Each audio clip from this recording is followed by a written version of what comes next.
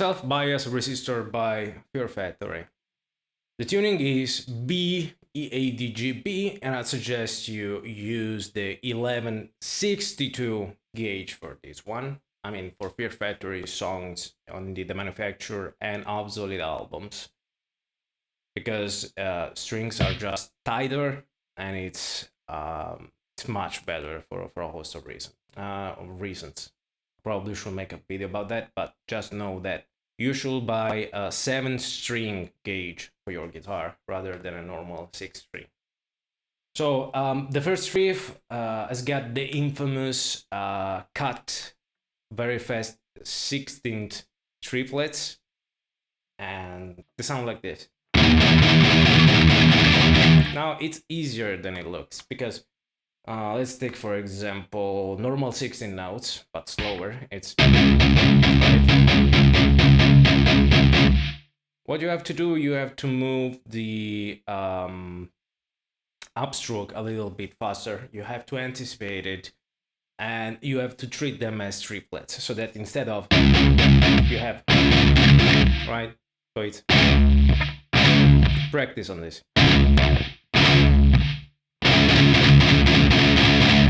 Right? This is very important also for obsolete, which is basically only making use of this specific rhythmic pattern for the entirety of the song. Or how was it?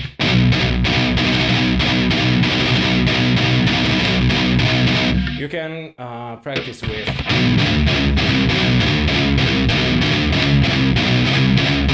and then you try to move the tempo up, always playing with a metronome. Treat them as triplets. The first riff for Self-Bias Resistor is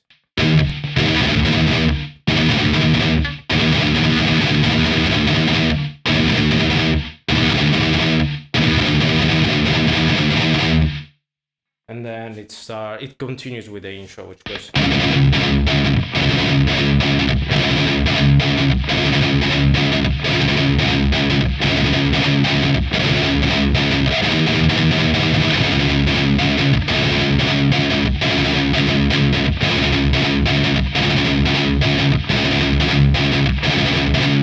One, two, three, four. Then first verse. This rhythmic pattern for this part, which is also used in the verse, but it's lower, is it's pa-da-da-da-dam, pa-dam, pan-tam, right? 8 times for the verse before break. So it's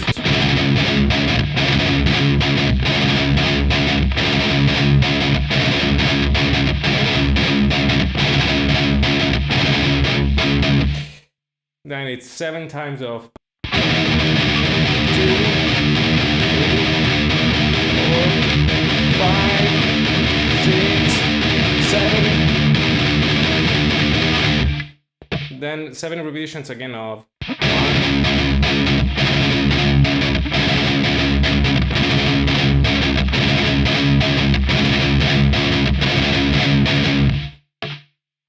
I can bring myself to count this as I'm playing them, as you might understand. Then we have the chorus.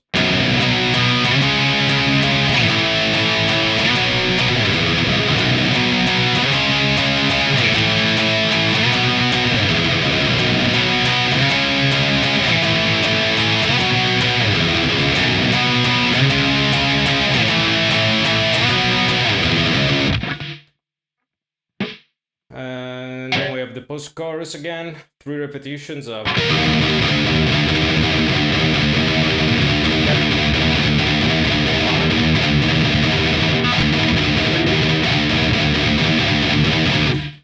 into verse 2.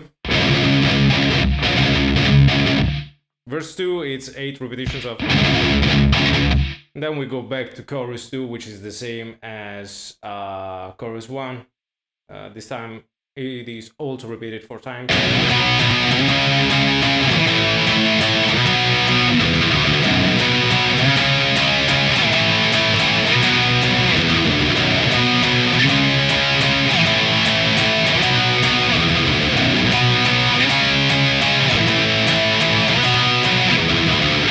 Refrain Only it's got a little fewer notes than the continuation of the same. Rather than the continuation of the same, it's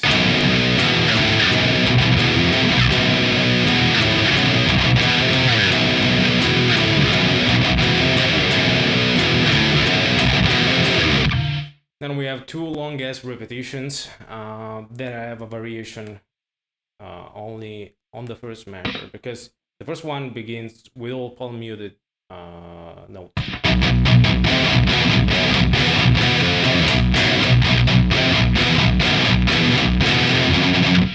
Right, and the second one instead starts with an open string, an open power chord.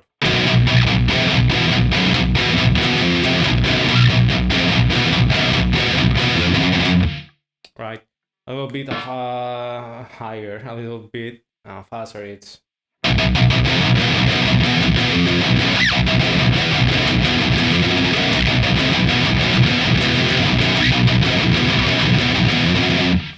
and then we have the interlude, which are called Refrain B here. It's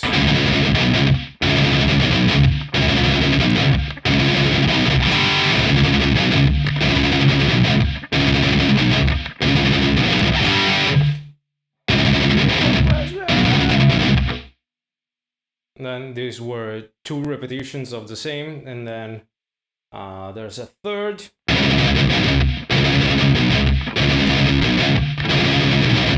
And on the fourth, we have a variation with 16 notes at the end.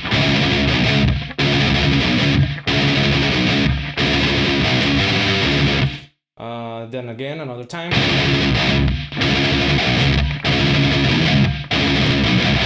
Then again.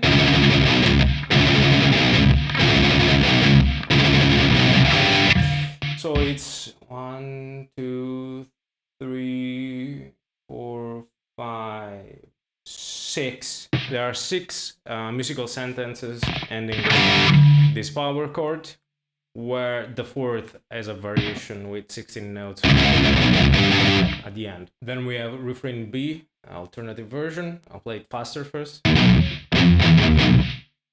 Ah, sì. Devo sempre suonare sbagliato. I'll play it faster first.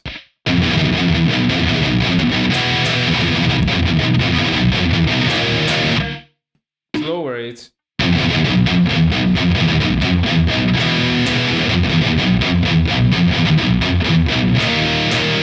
It's just one repetition of this. Then we have only 2 entire repetitions of the musical sentence that we had before without variations.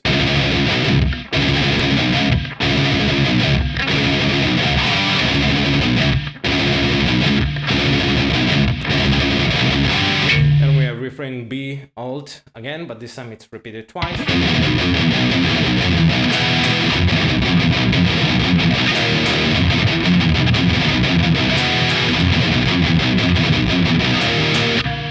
Now we have the old post-chorus, but this time it's a little bit extended.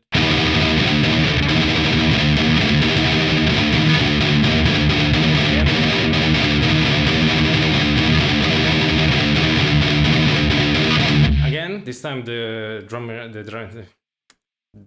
drum, which is being played as a machine, but it's really a real drummer, stops, and it's again.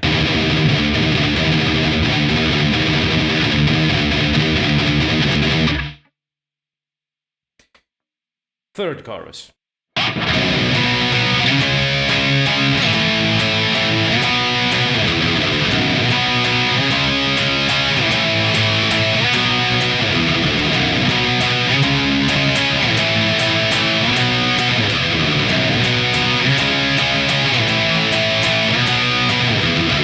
Then we have the chorus, which is played with single notes, with single quarters, I mean.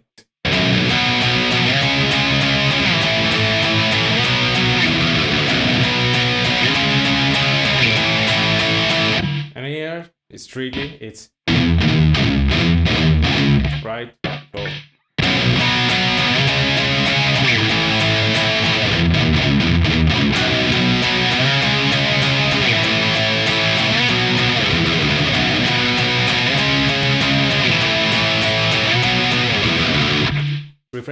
again.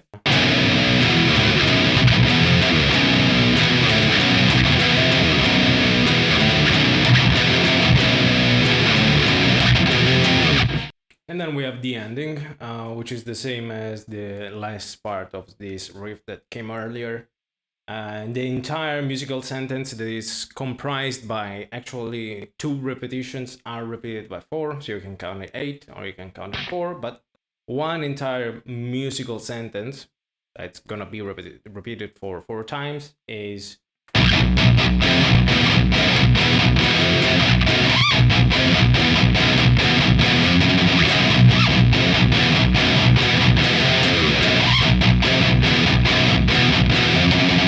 right. This is one. So each new one will begin with straight 4 all muted notes. But then on the 8th measure of the entire musical sentence, it will start with an open string. So it's 1.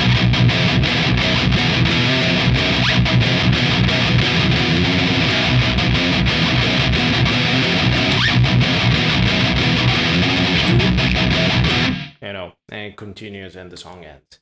That's it. Another not easy song at all, especially if you haven't done the triplets from hell before, which is, by the way, an invention by Dino Cazares. I mean, pretty smart. I mean, you can go much faster than the gallop, right? And you can even hear the notes. But with the triplets this fast, by removing one note, it seems that it's going much faster when it really isn't. So it's a very, very smart musical trick that he came up with. So congrats to Dino, and especially on the following album, which is obsolete. There you'll find some of the best metal riffs ever created, in my opinion, and we'll get there very soon. Thanks for watching. Subscribe to the YouTube channel if you found this helpful. You can download Guitar Pro tabs from my Patreon account. Let's move on to the next one. Thanks for watching again, and bye.